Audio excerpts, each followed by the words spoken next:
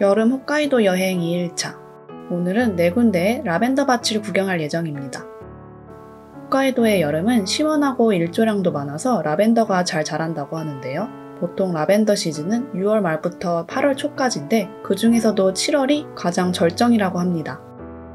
어제 묵었던 토마무 더 타워 리조트에서 북쪽으로 가는 길에 카나야마 호수 근처에 숨겨진 라벤더 밭이 하나 있더라고요. 이곳을 먼저 들려보려고 합니다.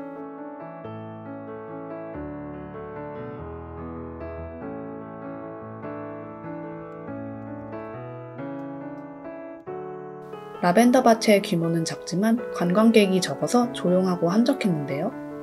산과 호수를 배경으로 라벤더 밭을 여유롭게 감상할 수 있는 게 특징이었어요. 적당히 감상 후 두 번째 라벤더 밭으로 이동했습니다.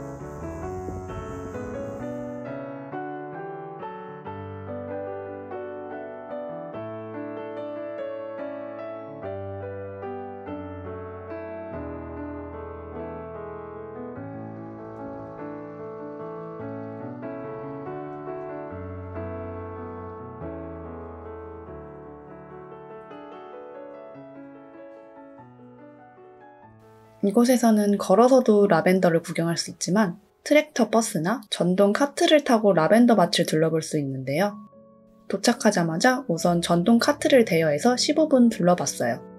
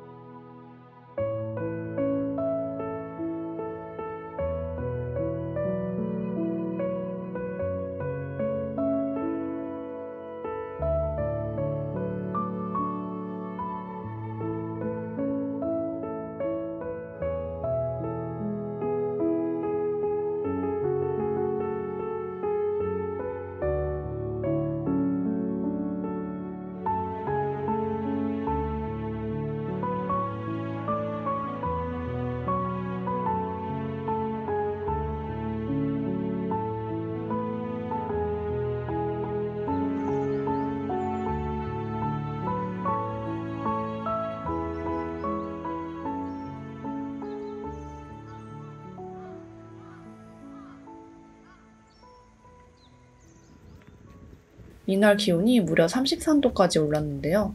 잠깐 걸어도 땀이 뻘뻘 나더라고요. 소문대로 홋카이도의 여름도 많이 더워졌구나 싶었어요.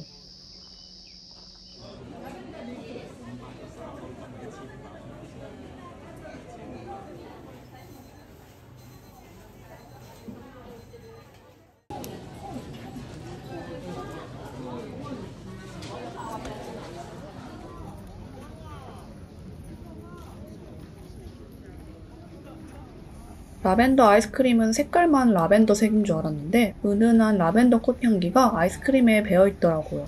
약간의 단맛과 함께 쌉싸름함이 조화를 이루어 독특한 풍미를 줬어요. 유바리 멜론 과즙 음료는 유바리 멜론이 15%밖에 들어가지 않은 캔 음료라 그런지 약간 인공적인 맛이 나기도 했어요. 그럼에도 불구하고 홋카이도의 특별한 맛으로 갈증 해소에 제격이었답니다.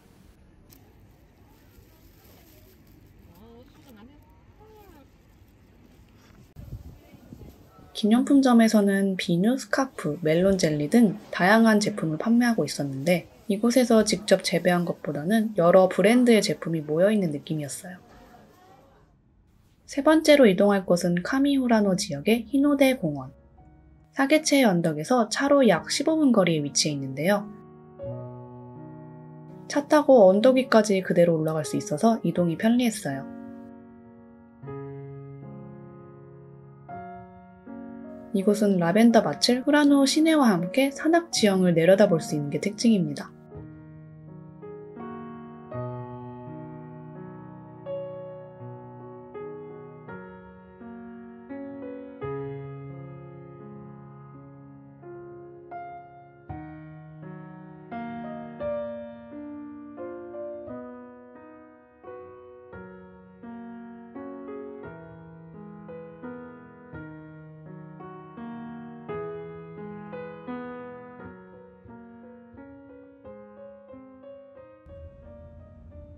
이제 마지막으로 방문할 라벤더 밭은 나카후라노 지역의 팜 토미타입니다.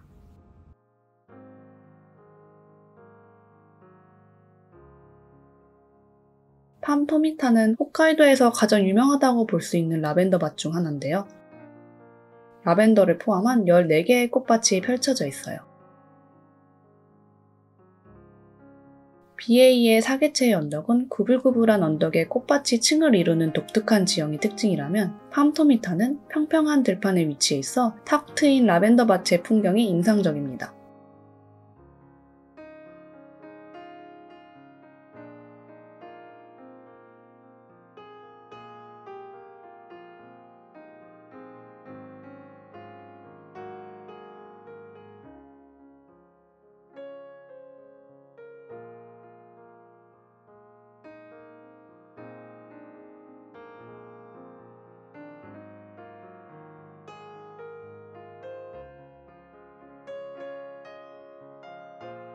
기념품 샵에서는 이곳에서 직접 재배한 라벤더로 만든 다양한 상품들을 판매하고 있었어요.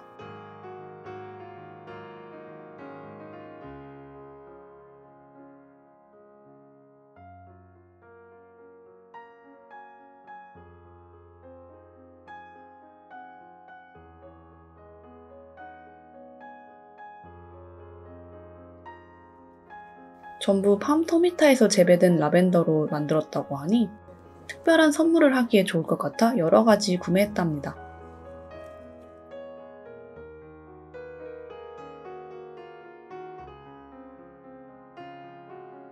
향수의 건물에서는 팜 토미타에서 재배하는 다양한 라벤더의 향을 취향해 볼 수 있는데요.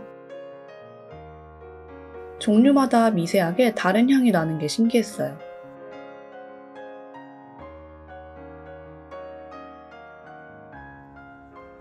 토미타 멜론 하우스라는 곳도 있었는데 후라노 멜론을 다양하게 판매하고 있었어요. 슬라이스, 컵, 하프 사이즈, 하프 멜론 위에 얹어 먹는 방식까지 4가지 중에 선택할 수 있습니다. 사실 토마모 더 타워 리조트에서 연두색과 주황색 멜론을 맛봤을 때 연두색 멜론이 너무 맛있어서 다시 먹어보고 싶었어요. 저희가 방문했을 땐 연두색 멜론이 하프 사이즈에 조금 올라간 것밖에 없더라고요. 그래서 연두색 멜론이 얹어져 있는 하프 멜론, 그리고 슬라이스 멜론을 주문했습니다.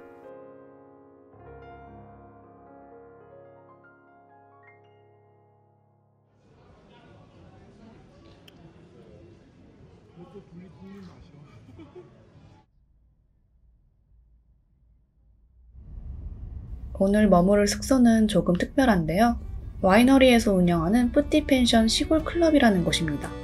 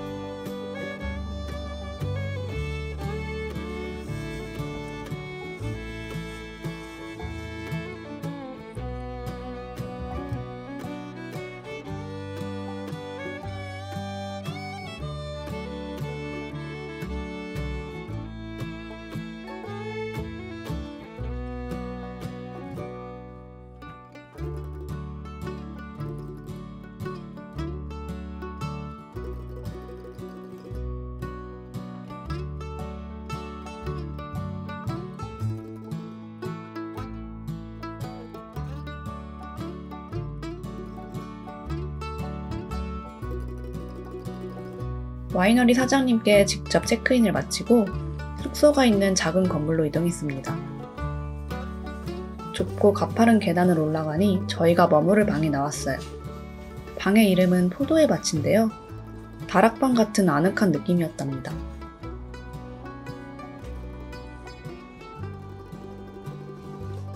화장실은 옆방과 공용으로 사용해야 하고 샤워실은 1층에 있지만 단독으로 이용할 수 있어요.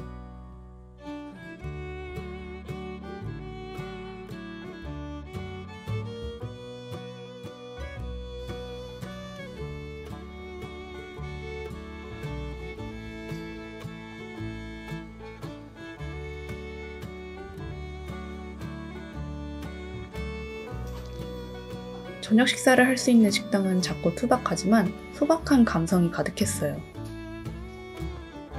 메뉴는 타다 와이너리 밭에서 직접 재배한 신선한 야채와 카미후라노 돼지고기였는데요. 셀프로 구워 먹을 수 있었습니다.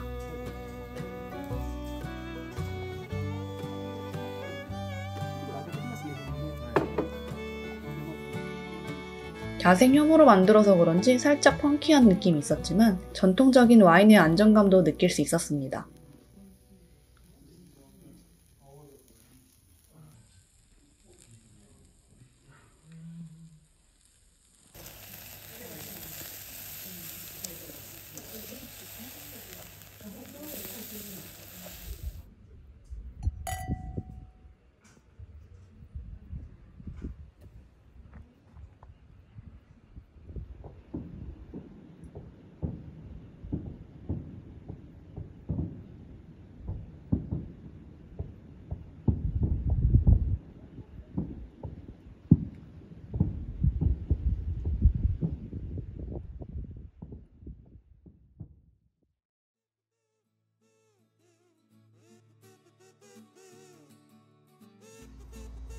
싱그러운 포도밭의 향을 맡으며 상쾌하게 하루를 시작합니다.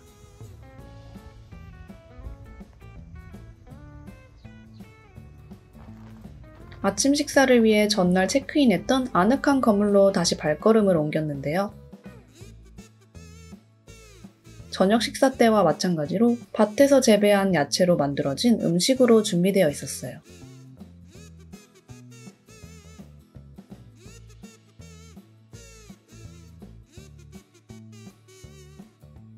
당근 주스, 미소시루, 그리고 다양한 야채가 함께 나왔고 만두 2개와 치즈 소세지도 포함되어 있었어요. 만두는 호빵과 비슷한 식감이었는데요. 갓 쪄서 따끈따끈하더라고요. 하나는 야채가 들어가 있고 또 하나는 옥수수가 들어가 있었습니다. 당근 주스는 맛이 농후한 맛이 일품이었는데요. 물이나 다른 첨가물을 넣지 않았고 인삼도 들어갔다고 하네요.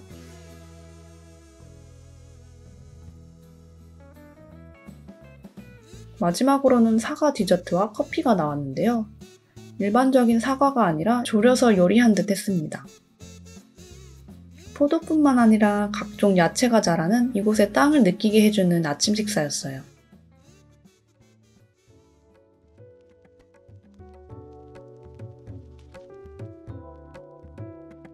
홋카이도의 라벤더 밭들은 각각 다른 매력으로 다가왔지만 그 중에서도 개인적으로 가장 인상적인 풍경을 자랑했던 곳은 사계체의 언덕이었습니다.